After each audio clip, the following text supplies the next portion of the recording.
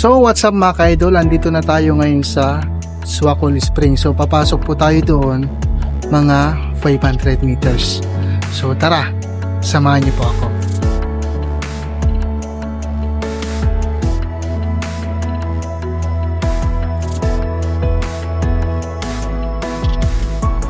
Bago po tayo papasok sa falls, kailangan muna nating magbayad ng entrance. So bali ang entrance po dito is 10 pesos lamang.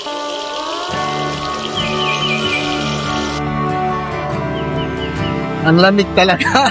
Kahit dito lang maka-idol, oh, napakalamig talaga itong tubig nito. Ayan. Kasi ang kagandahan kasi dito, yung tubig po galing po talaga sa bundok. Ayan. Talaga naman napakaganda talaga ditong mag-refresh dito mga ka-idol, kasama natin yung mga barkada. Kaya yung mga pamilya natin, yan, no?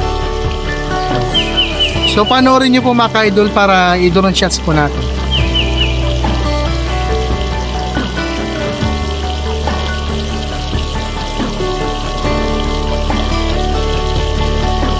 So tatanungin natin si Sir kasi siya po yung naka-duty dito, si Sir Jerry.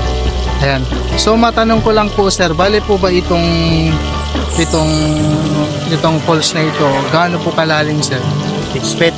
So 6 feet daw po ang Lalim. pinakalalim nito. So napakadelikado po talaga sa bata.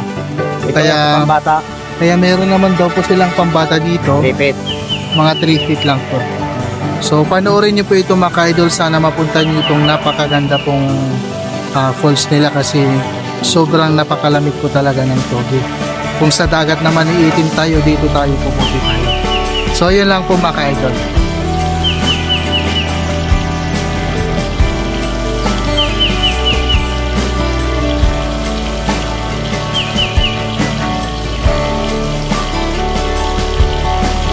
So para may remembrance tayo dito sa Swakol Spring, kailangan magdikit tayo ng sticker po dito sa pader para at least meron tayong sentimental value po dito. So yan lang po mga ka-idol. Maraming salamat po sa inyong panonood. Yan. God bless.